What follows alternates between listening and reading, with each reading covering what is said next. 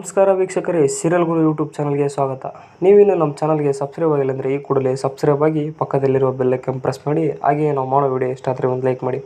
ವೀಕ್ಷಕರೇ, ನಿಮ್ಮ ನೆಚ್ಚಿನ ಧಾರಾವಾಹಿಯಾದ ದಿನ ಧಾರಾವಾಹಿಯನ್ನು ಟಿವಿಗೂ ಮುಂಚೆ ನಮ್ಮ ಚಾನಲ್ನಲ್ಲಿ ನೋಡಬಹುದಾಗಿದೆ. ಇಂದಿನ ಸಂಚಿಕೆಯಲ್ಲಿ ಏನು ನಡೀತಿದೆ ಎಂಬುದನ್ನು ನೋಡೋಣ. ವೇದ ಮತ್ತು ವಿಕ್ರಮ್ ನಾಯಕರ ಮನೆಗೆ ಹೋಗಿರ್ತಾರೆ. ಆಗ ವೇದಾಳು ಮಾಡಿದ ರಾದಂತವನ್ನು ವಿಕ್ರಮ್ ಗಾಡಿಯಲ್ಲಿ ಬರೋಕ್ಕೋರ ಹೇಳಿ ಗಾಡಿಯಲ್ಲಿ ತಿರುಗಿ, ನೀನು ಆ ರೀತಿ ಮಾತಾಡಿದ್ದು ತಪ್ಪು ವೇದ ಅಂತ ವಿಕ್ರಮ್ ವೇದಾಳಿಗೆ ಹೇಳ್ತಾನೆ.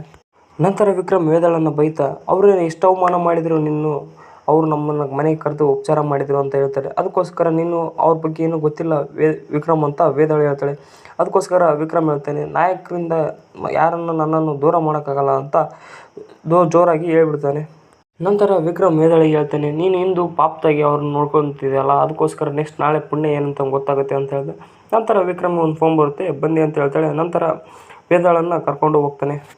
ನಂತರ ವೀಕ್ಷಕರೇ, ಶೈಲು ಆಗಿ ಮತ್ತೊಬ್ಬರು ಮಾರ್ಪಾಡಾಗಿ ಬಂದಿರ್ತಾಳೆ. ಅದಕ್ಕೋಸ್ಕರ ವೆಂಕಿ ಬಂದು ಶೈಲು ಒಂದು ಕಪ್ ಟೀ ಮಾಡಿಕೊಡು ಅಂತ ಹೇಳ್ತಾನೆ. ಅದಕ್ಕೋಸ್ಕರ ಶೈಲು ಹೇಳ್ತಾಳೆ, ಇಲ್ಲಿ ಮನೆ ಎತ್ತಿ ಉರಿತಿದೆ, ಆದರೆ ಸಾಕ್ಷಿ ಮಾತ್ರ ಫೋನ್ ಎತ್ತಿಲ್ಲ, ಏನು ಮಾಡಬೇಕು ಅಂತ ವೆಂಕಿನ ಕೇಳ್ತಾಳೆ.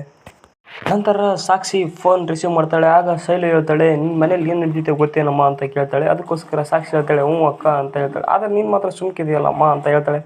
ಇಲ್ಲ ಅಕ್ಕ, ಅದ್ರ ಬಗ್ಗೆ ಒಂದು ಹೊಸ ಪ್ಲ್ಯಾನ್ ಮಾಡ್ತಾ ಇದ್ದೀನಿ ಅಂತ ಹೇಳಿ ಫೋನನ್ನು ಕಟ್ ಮಾಡ್ತಾನೆ. ಆ ಕೂಡಲೇ ಶೈಲಜೆಗೆ ತುಂಬ ಸಿಟ್ಟು ಬರುತ್ತೆ. ನಂತರ ಹೊಸವ್ರು ಬಂದು ಅವ್ರ ಅತ್ತೆ ಹತ್ರ, ಅತ್ತೆ ಬಾಳೆಯಲ್ಲಿ ತಂದೆ ಅತ್ತೆ ಅಂತ ಹೇಳ್ತಾಳೆ. ಅದಕ್ಕೋಸ್ಕರ ಅತ್ತೆ ಯಾಕೆ ಈ ದಿನ ತಟ್ಟೆಲಿ ಊಟ ಮಾಡ್ಬೋದಿತ್ತಲ್ಲ ಅಂತ ಹೇಳ್ತಾಳೆ. ನಂತರ ಜಯ ಹೇಳ್ತಾರೆ, ಈ ದಿನ ಶುಭ ದಿನ, ದಿನವೂ ಇದ್ದೇ ಇದೆ ತಟ್ಟೆಲಿ ಊಟ ಮಾಡೋದು ಅಂತ ಹೇಳಿ ಅವ್ರ ಗಂಡ ಜಗನ್ನಾಥ್ ಮೆಚ್ಚಿಗೆ ಒಂದು ಲೋಟ ಟೀಯನ್ನು ಕೊಡ್ತಾಳೆ.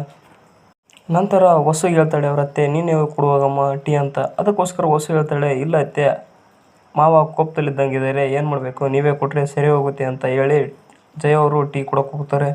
ನಂತರ ಟೀ ಕೊಡೋಕೆ ಬಂದಾಗ ತಗೊಳ್ರಿ ಟೀ ಅಂತ ಹೇಳ್ತಾಳೆ. ಅದಕ್ಕೋಸ್ಕರ ಜಗನ್ನಾಥ್ ಮೆಸ್ಟ್ರು ಏನು ರಿಯಾಕ್ಷನ್ ಮಾಡಲ್ಲ. ನಂತರ ಹೇಳ್ತಾರೆ, ಯಾಕ್ರಿ ಸಿಟ್ಟಾಗಿ ಕೂತಿದ್ದೀರ ಅಂತ. ನಂತರ ಹೇಳ್ತಾರೆ ಜಗನ್ನಾಥ್ ಮೆಸ್ಟ್ರು, ಬದುಕು ಜಟಕಾ ಬಂಡಿ ಇದ್ದಂಗೆ, ಗಂಡ ಹೆಂಡತಿ ಎಂಬ ಎರಡು ಎತ್ತುಗಳು ಸರಿಯಾದ ದಾರಿ ನಡೆದರೆ ಕಾರಣನೇ ಬದುಕು ಸರಿಯಾಗಿ ನಡೆಯೋದು ಅಂತ ಹೇಳಿ ಉದಾಹರಣೆ ಕೊಡ್ತಾರೆ. ಅಷ್ಟೇ ಹೇಳಿ ಅಲ್ಲಿಂದ ಜಗನ್ನಾಥ್ ಮೆಸ್ಟ್ರು ಹೋಗ್ತಾರೆ. ನಂತರ ಜಯ ಅವರು ನಿಂದ್ರಿ ಅಂತ ಹೇಳಿ ನಿಲ್ಲಿಸಿ ಹೇಳ್ತಾರೆ, ಯಾಕೆ ನಿಮ್ಮ ಇಷ್ಟು ಕೋಪ ಅಂತ ಹೇಳಿದ್ಕೊಳ್ಳೇ ಹೇಳ್ತಾರೆ, ಮೊದಲು ನಿನ್ನ ತಾಯಿಗಿಂತ ಮುಂಚೆ ಹೆಂಡತಿ ಆಗಿದ್ದೆ ಅಂತ ಹೇಳ್ತಾಳೆ. ನಂತರ ಜಯ ಅವರು ಹೇಳ್ತಾರೆ, ಯಾಕೆ ನನ್ನ ಮಗ ಕೋಪ ಹಠವಾದಿತನ ಇದೆ ಅಂದರೆ ನಿಮ್ಮ ಗುಂಡ್ಲಿಂದನೇ ಬಂದಿರ್ಬೋದು ಅಂತ ಹೇಳ್ತಾಳೆ. ನಂತರ ಜಯ ಹೇಳ್ತಾಳೆ, ಮಕ್ಕಳನ್ನು ಸರಿದಾರಿ ತರಬೇಕಂದ್ರೆ ಸಮಾಧಾನದಿಂದ ತರಬೇಕು ಅಂತ ಹೇಳ್ತಾರೆ. ಆದರೆ ನೀವು ಏನು ಮಾಡಬೇಕು, ಸಿಟ್ಟು ಕೋಪದಿಂದ ತರೋದಕ್ಕೆ ಆಗಲ್ಲ ಅಂತ ಹೇಳಿ ಅಳಕ್ಕೆ ಶುರು ಮಾಡ್ತಾರೆ. ನಂತರ ಜಗನ್ನಾಥ್ ಮೆಸ್ಟ್ರು ಹೇಳ್ತಾರೆ, ಯಾಕೆ ಅವ್ರ ವಾರ್ಷಿಕೋತ್ಸವದಿಂದ ಈ ಸಂಭ್ರಮ ಆಚರಣೆ ಅಂತ ಹೇಳ್ತಾರೆ. ಅದಕ್ಕೋಸ್ಕರ ಜಯ ಹೇಳ್ತಾರೆ, ತಾಯಿಯಾಗಿ ಏನು ಪಾಲನೆ ಮಾಡಬೇಕು ಅದನ್ನು ಮಾಡಿದ್ದೀನಿ ಅಂತ. ನಂತರ ಜಗನ್ನಾಥ್ ಮೆಸ್ಟ್ರು ಹೇಳ್ತಾರೆ, ಆದರೆ ಹೆಂಡತಿಯಾಗಿ ಏನು ಪಾಲನೆ ಮಾಡಿದೆಯಮ್ಮ ಅಂತ ಹೇಳ್ತಾಳೆ. ಅದಕ್ಕೋಸ್ಕರ ಜಯ ಅವರು ತುಂಬ ಶಾಕ್ ಆಗಿಬಿಡ್ತಾರೆ. ನಂತರ ಜಗನ್ನಾಥ್ ಮೆಸ್ಟ್ರು ಮತ್ತೆ ಒಂದು ಹೇಳ್ತಾರೆ, ಯಾರಿಗೆ ಈ ಸಂಭ್ರಮ ಆಚರಣೆ ಮಾಡಿದಾರೋ ಅವ್ರು ಈ ಮನೆ ಕಾಲಿಕ್ಕಂಗಿಲ್ಲ, ಇವತ್ತಿಂದ ಲಾಸ್ಟ್ ಅಂತ ಹೇಳ್ಬಿಡ್ತಾರೆ. ಅದಕ್ಕೋಸ್ಕರ ಇವತ್ತೊಂದಿನ ಅಂತ ಜಯ ಅವರು ಕೇಳ್ತಾರೆ. ಆದರೆ ಅಲ್ಲಿಂದ ಜಗನ್ನಾಥ್ ಮೆಸ್ಟ್ರು ಹೋಗ್ಬಿಡ್ತಾರೆ.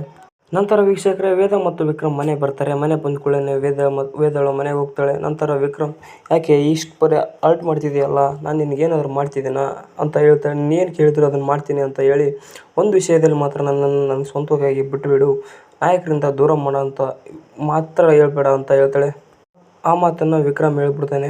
ನಂತರ ವೇದಾಳು ಹೇಳ್ತಾಳೆ, ನೀನು ಮಾತ್ರ ನಾಯಕರಿಗೋಸ್ಕರ ಬದುಕಿದ್ರೆ ನಿನಗೋಸ್ಕರ ಯಾರು ಬದುಕ್ತಿದ್ದಾರೆ ಅಂತ ಯೋಚನೆ ಮಾಡಿ ಡಿಸಿಷನ್ ತಗೋ, ಹೇಗಾದರೂ ಮಾಡಿ ನಾಯಕರ ಸಹವಾಸವನ್ನು ಬಿಟ್ಬಿಡು ಅಂತ ಇಂಡೈರೆಕ್ಟಾಗಿ ವೇದಾಳು ಹೇಳ್ತಾಳೆ.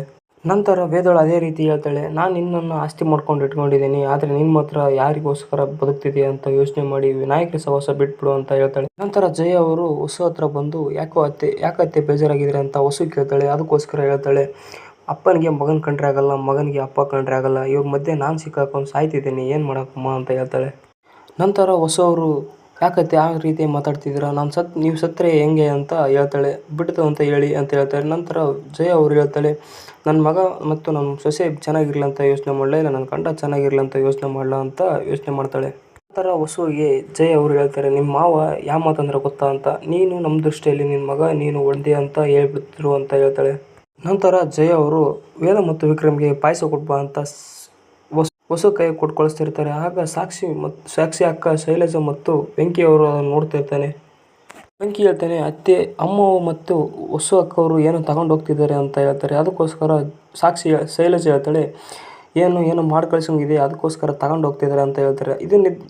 ಇದನ್ನು ಸಾಕ್ಷಿ ಅವ್ರು ನೋಡಿದರೆ ಏನು ಮಾಡ್ತಿದ್ಲು ಅಂತ ಯೋಚನೆ ಮಾಡಬೇಕು. ಮತ್ತು ಈಗ ಎಲ್ಲಿ ಹೋಗಿ ಸತ್ತಿದ್ದಾಳೋ ಅಂತಲೇ ಗೊತ್ತಾಗ್ತಿಲ್ಲ ಅಂತ ಹೇಳ್ತಾಳೆ. ನಂತರ ವಸು ಬಂದು ಅವರಿಬ್ಬರಿಗೆ ವಿವಾಹ ದಿನದ ಶುಭಾಶಯಗಳನ್ನ ತಿಳಿಸುತ್ತಾ, ನೀವಿಬ್ಬರು ಹಿಂಗಿರ್ಬಾರ್ದು, ಯಾಕೆ ಜಗಳಾಡ್ಕೊಂಡಿದ್ದೀರಾ ಅಂತ ವೇದಾಳನ್ನು ಕೇಳ್ತಾಳೆ. ಅದಕ್ಕೋಸ್ಕರ ವೇದಾಳನ್ನು ಕೇಳ್ತಾಳೆ. ವೇದಕ್ಕೆ ಕೇಳಿದ್ರೆ ಅವನ್ನೇ ಕೇಳು ಅಂತ ಹೇಳ್ತಾಳೆ. ನಂತರ ವಿಕ್ರಮ್ ಕೇಳಿದ್ರೆ ಅವಳನ್ನೇ ಕೇಳು ಅಂತ ಹೇಳ್ತಾಳೆ. ನಂತರ ವೇದಾಳ ಏನಮ್ಮ ಏನಾಯಿತು ಅಂತ ಕೇಳಿದ್ರೆ, ನನಗೆ ಹೇಳೋಕ್ಕೆ ಇಂಟ್ರೆಸ್ಟ್ ಇಲ್ಲ ಅಕ್ಕ, ಬೇಜಾರಾಗ್ತಿದೆ, ಹೇಳಿರಿ ಅಂತ ಹೇಳ್ತಾಳೆ. ವೇದಾಳು ಹೇಳ್ತಾಳೆ, ನಾಯಕರನ್ನ ಬಿಟ್ಬಿಡು ಅಂತ. ಅದಕ್ಕೋಸ್ಕರ ವಿಕ್ರಮ್ ಹೇಳ್ತಾನೆ, ನಾನು ನಾಯಕರಿಗೆ ನನಗೆ ಮುಖ್ಯನೇ, ನಾನು ಬಿಡಲ್ಲ ಅಂತ ಹೇಳಿ ಅಲ್ಲಿಂದ ಹೋಗ್ತಾನೆ.